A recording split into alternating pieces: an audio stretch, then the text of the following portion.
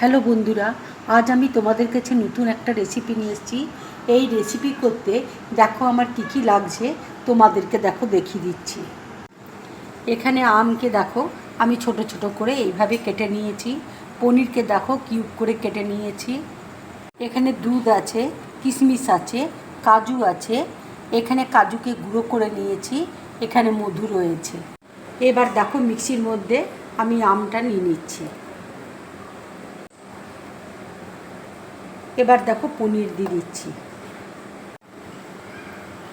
এবার দেখো দুধ দিয়ে দিচ্ছি।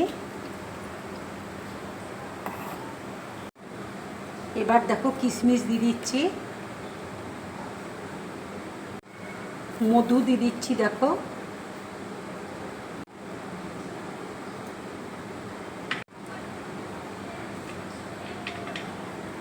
এবার দেখো কাজু দিয়ে দিচ্ছি। এবার আমি মিক্সিতে দেখো পেস্ট করে নেব। দেখো মিক্সিতে আমি পেস্ট করে নিয়েছি।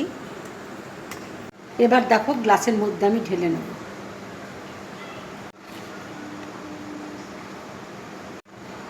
এবার দেখো উপর দিয়ে আমি কাজুকে গুঁড়ো করে রেখেছিলাম, সে কাজুটা দিয়ে দিচ্ছি। এবার দেখো কিশমিশ দিয়ে দিচ্ছি।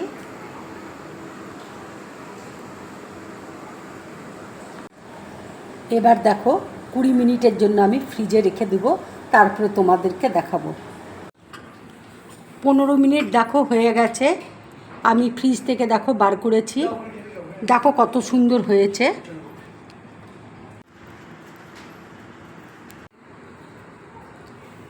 কেমন হয়েছে খেতে বল?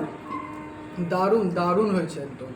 বন্ধুরা, আমার এই রেসিপিটা যদি তোমাদের ভালো লাগে তাহলে লাইক করবে, শেয়ার করবে, আর ডিম ব্লগ চ্যানেলটাকে সাবস্ক্রাইব করবে। তোমরা বেশি করে কমেন্টস করবে, তাহলে আমার খুব ভালো লাগবে। নমস্কার।